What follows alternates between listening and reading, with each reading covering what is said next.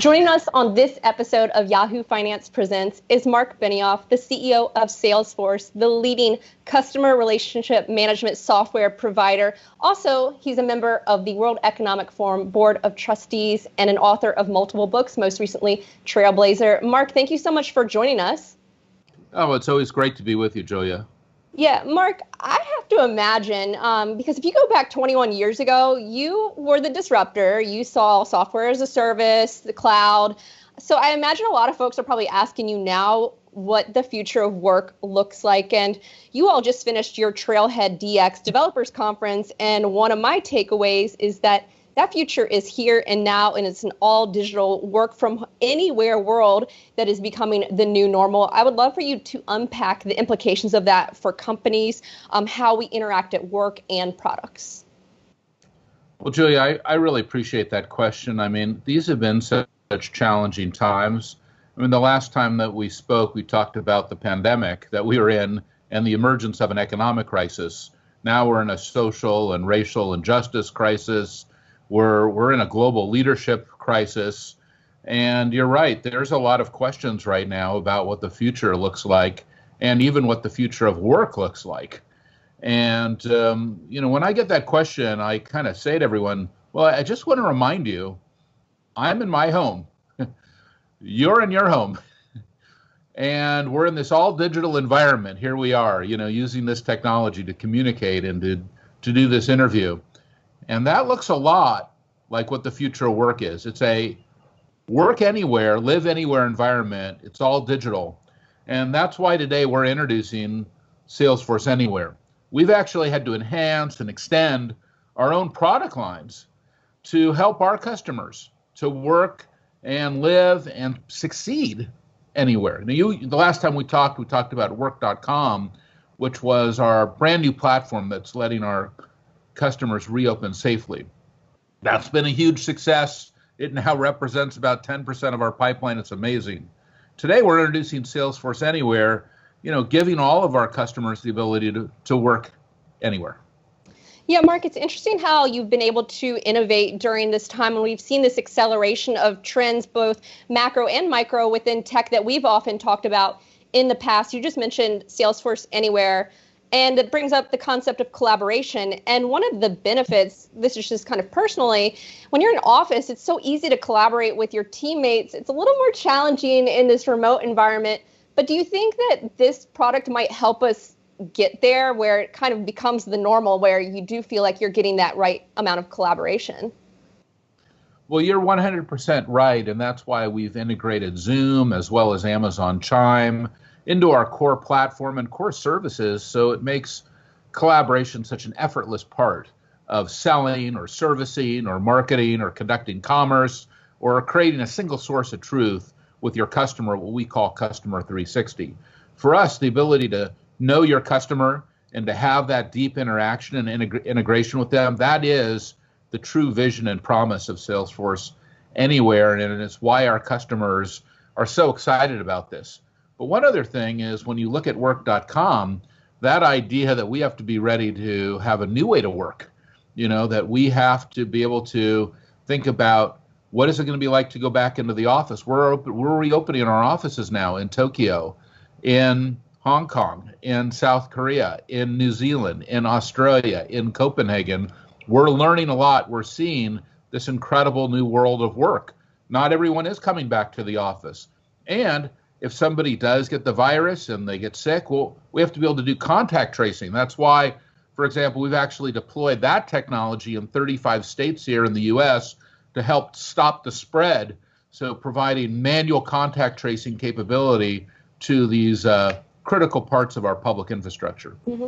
Let me ask you this, just from a leadership perspective. You're just mentioning the reopening process of your offices and kind of combined with the remote work. And it brings up mental health as a topic, because a lot of folks have expressed issues around feeling loneliness, anxious. I mean, this is a conversation I had with my own CEO here at Yahoo Finance, and I know this is something you've talked about. How do you manage from the mental health perspective? Because it sounds like we're in new territory here to make sure everyone's just all right when we're all socially distanced.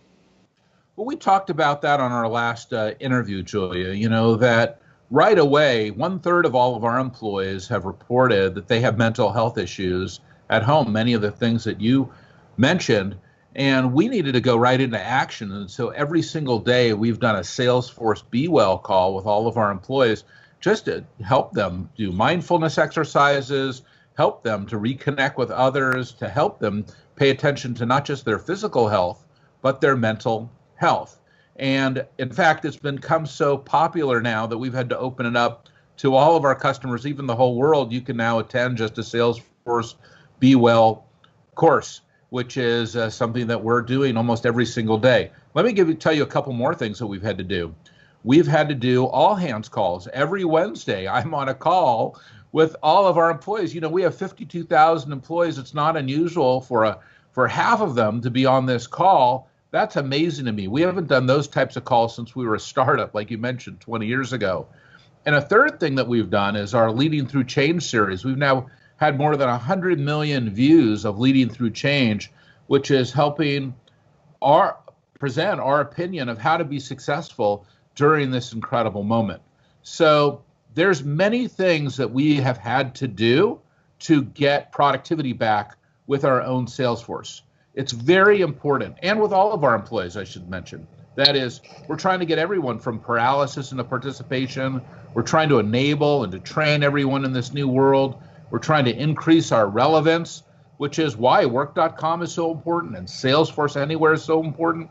And I'll tell you, they also need very tactical plays on how to behave and how to act in an environment like this. Very specific training on here's how to be successful in this world. Ultimately, it's about customer success. We have to help get that customer success to happen. But doing all of these things, that is the way to make it happen.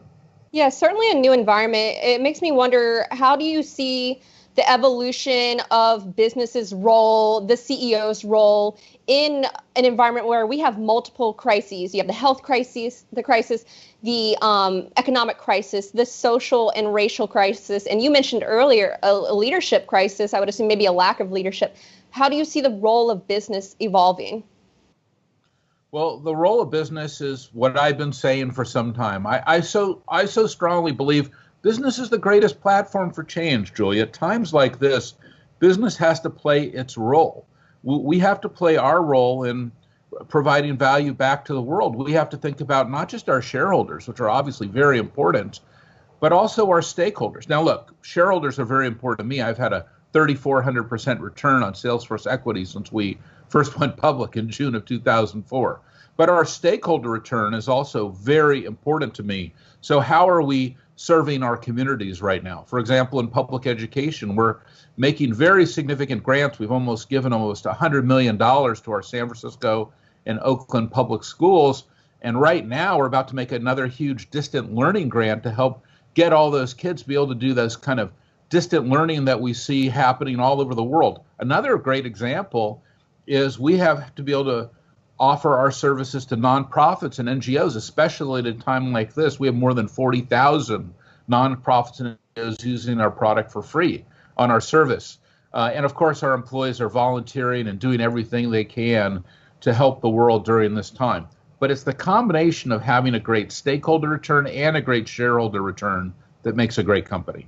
Yeah, a couple of things I want to unpack there. You just mentioned public education. I know you all have adopted more than 100 public schools, as you just mentioned. You yourself adopted middle school in your neighborhood.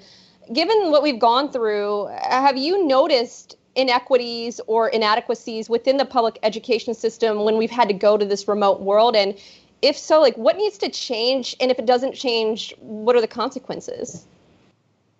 This is something I'm actually working on right now. I'm co-chairing a task force for the state of California to help look at what are we going to do to get our public schools being able to be successful during this environment. When we shut down our schools and shut down our neighborhoods and shut down our cities, our teachers didn't automatically go into pandemic mode where they knew how to be able to teach remotely. In fact, a lot of our kids don't even have remote access, or remote broadband, or the technology at home. That's where it's really a crisis. You look at, look at what I just said. We've spent almost $100 million in the San Francisco and Oakland public schools. I feel terrible. None of that was for distant learning. We were working on just basic math and science and courseware and getting people to attend class and infrastructure and making our schools great. I didn't realize we were about to come into a pandemic and our teachers were going to have to be able to teach our kids remotely. So we need to kind of go into a bit of a crisis mode right now and make sure that we're there for our kids so we're able to get everyone back into the educational environment. And, this is my first pandemic. I have not been through something like this before, but I don't think it's my last pandemic, Julia. I think we've got more issues coming, and we better be ready and build that resiliency now into our public education system. Good point, Mark. I'd like to shift topics because you're someone who's known to call out companies that violate trust, and you called out Facebook years ago, calling them the new cigarettes at the World Economic Forum, I believe maybe 2018, if I recall, or even earlier, before some of these things came to light. Recently, we've seen a new campaign emerge. It's called the Stop Hate for Profit campaign. You have Common Sense Media, the NAACP, the Anti-Defamation League on board, getting companies to pause their advertising in the month of July. We've seen Patagonia, North Face, and others come on board. Do you think the public sector can push Facebook to make meaningful change, or will that change have to come from the government? I'd love to get your take on that. Well, you know how I feel, Julia. I feel that Facebook is the new cigarettes. It's addictive. It's not good for you. They're after your kids. They have a product called Facebook for Kids. They say publicly that their highest values are not truth and trust, that they don't really care what the quality is of their content on their platform. That's amazing to me. And, if your company values are not about truth, that the highest value and most important thing to you in the business world is not about trust, I don't have a lot of time for that. That's amazing. So this is a moment in time where all of us have to ask that question for our companies. Number one, what are our most important values? What are the values? What are the bedrock that we're building our companies on? And yes, different companies, just like different individuals, have different values. We can all ask ourselves, what's the most important thing to us?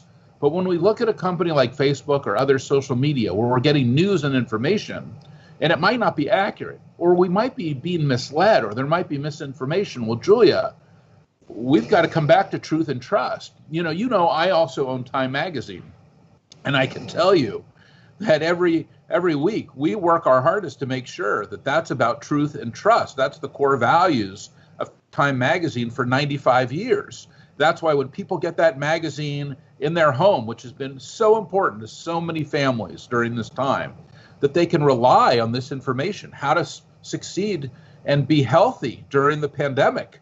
Well, you've got to give people the true information. Otherwise, you're going to end up with more sick people. Who wants that? Right. One final question for you, Mark. You've been so open. You were just mentioning some of the conversations you've had internally at Salesforce and even making those public. And you're a CEO who's been known to be open and vulnerable. How do you get other CEOs on board with this? Because it does seem like we're entering a new world. You've talked about the fifth industrial revolution, for example. Not taking a stand is no longer an option. So how do you get people comfortable? And if they don't get comfortable with it, what happens? Julia, I always try to think about keeping my own house in order, and it's hard. We have 52,000 employees at Salesforce. You know that we're a company will do more than $20 billion in revenue this year. We of course have our own issues. We need to make sure that we are living our values, that when we talk about trust, when we talk about customer success, innovation, equality of every human being, we better make sure we're doing the right things to achieve those core values. We're trying to model that back out to the world. When we were a little company, a little startup 21 years ago, nobody really cared what we did.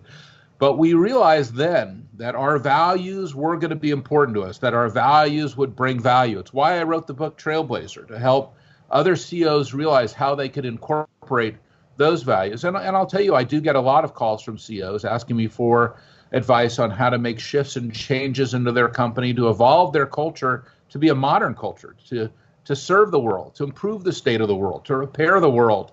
And also, Julia, to do exactly what you're talking about, to serve all stakeholders, not just shareholders. And that's where we are right now, and that's a key part of the future of business. Marc Benioff, CEO of Salesforce. Thank you so much for joining us. Great to see you, Julia. Thank you so much You for having too, me. Marc.